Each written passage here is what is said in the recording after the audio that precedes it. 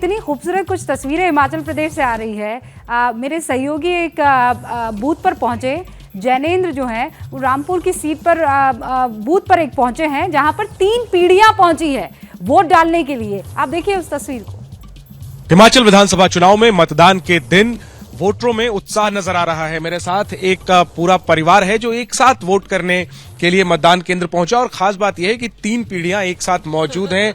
दादा हैं, ये पोते हैं और ये इनके पिताजी हैं और पूरा परिवार एक साथ वोट करने के बाद हमसे बातचीत करने के लिए है। सबसे पहले मैं आपसे बात करता हूं। आप मुझे पता चला आपका ये पहला वोट था, कैसा अनुभव हुआ? पहली बार मत करने? बहुत एक्साइटेड था मैं देने के लिए, तो बहुत अच्छा अनुभव रहा। किस मुद्दे पर आपने वोट डाला? मेन रहा है महंगाई पे और करप्शन पे, कि ये महंगाई और करप्शन खत्म होनी चाहिए। तो पहली बार आप वोट डाल रहे थे तो क्या पिताजी ने या दादाजी ने या घर के किसी और सदस्य ने समझाया कि किसको वोट देना है या अपने मन से? अपने मन से दिया है, जिसको भी दिया है, किसी ने कुछ नहीं बोला। आप बताइए सर, आपने किस मुद्दे पर वोट डाला? बेरोजगारी, भ्रष्टाचार, development and lack of basic communities, particularly in the villages. ना पीने के लिए पानी है, ना कोई हेल्थ का कोई है। तो इस तरह से मैं देख रहा हूँ कि मुझे कितने मैंने वोट दिए हैं, तो आज मुद्दे बदलते जा रहे हैं और लोगों को जो है, जो सब पॉलिटिशियन जो हैं या पॉलिटिकल पार्टीज, वो ऐसे लुभावने सपने दिखाते हैं जो वो पूरे नहीं कर सकते। लेकिन तो भी उम्मीद से लोग वोट डालते हैं। पूरा परिवार क्या हर बार इसी तरह एक साथ आकर वोट डालता है? हाँ जी हम ऐसे ही करते हैं। ऐसे ही करते हैं। हाँ। ठीक है सर, आप बताइए कि परिवार का सबका वोट एक तरफ गया है या सबने अपने अपने तरीके से वोट दिया है? हर एक का मत का अपना अधिकार है, तो किसी के ऊपर कोई वो नहीं है। जो घर में पहले चर्चा नहीं करते कि वोट डालने जा रहे हैं तो किसे दें, कौन सा मुद्दा होना चाहिए? नहीं, हर एक आज के देखो, मत के लिए आप किसी को नहीं कह सकते। ये अभिव्यक्ति की आजादी का भी प्रश्न है। आपको किसी को भी इन्फ्लुएंस नहीं करना चाहिए। घर में भी नहीं? नहीं, कहीं पर भी नहीं। आपने किस मुद्दे पर वोट डाला? करप्शन पे।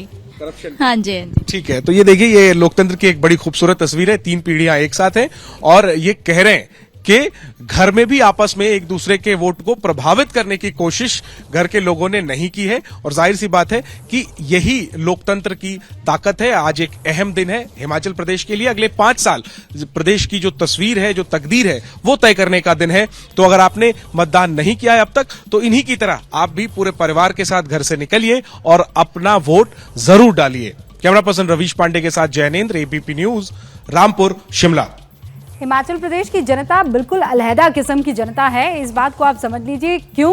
क्योंकि वहां किसी तरह का ये प्रेशर नहीं है कि ये फला विचारधारा वाली पार्टी है, ये फला विचारधारा वाली पार्टी है। भाई आपने काम किया है, बहुत बढ़िया। अगर काम आपने नहीं किया है तो फिर आपको हम सजा भी देंगे। अगर काम किया है तब भी, हालांकि अब तक तो ये 85 के बाद से ऐसा कोई माहौल नहीं बना है कि दोबारा कोई सरकार चुनकर आई हो, लेकिन ये 10 अलग अलग वादे हैं। 2 बड़ी पार्टियां मैदान में हैं, सीधी टक्कर है इनकी।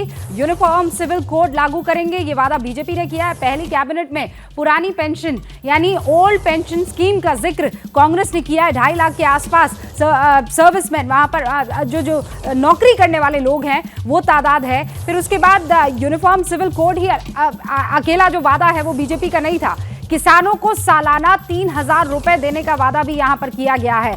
कांग्रेस कह रही है कि हर घर को हम 300 यूनिट मुफ्त बिजली देंगे। यही वादा वहां गुजरात के मैनिफेस्टो में भी कांग्रेस ने किया है। बीजेपी कह रही है 8 लाख नए रोजगार के अवसर जो है हम जनरेट करेंगे। और पहली कैबिनेट में 1 लाख सरकारी नौकरी का वादा कांग्रेस कर रही है। तीर्थ स्थल विकास के लिए 12,000 करोड़ रुपए हम देने वाले हैं और तीर्थ स्थलों के विकास के लिए एक अलग से फंड हम बनाने वाले हैं, ये कांग्रेस कह रही है।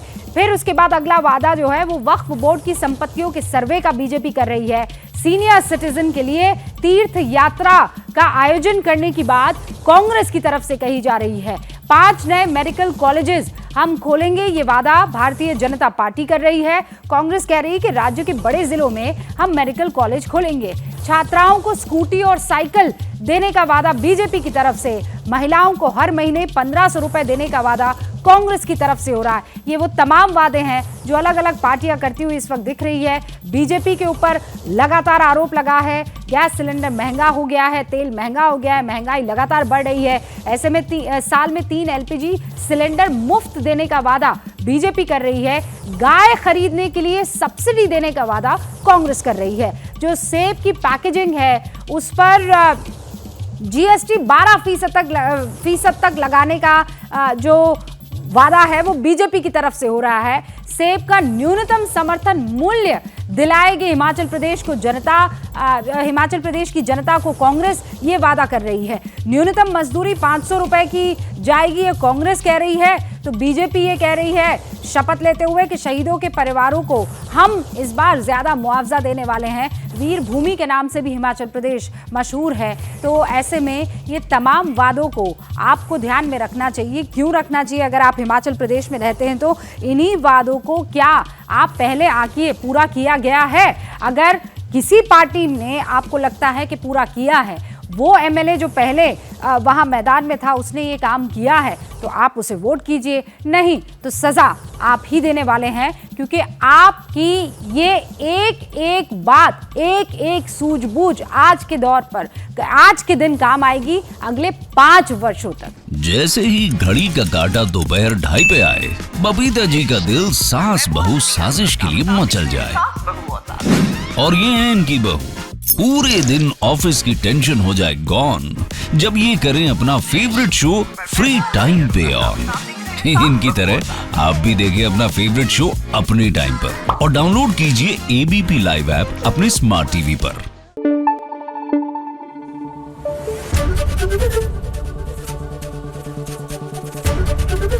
एबीपी न्यूज आपको रखे आगे।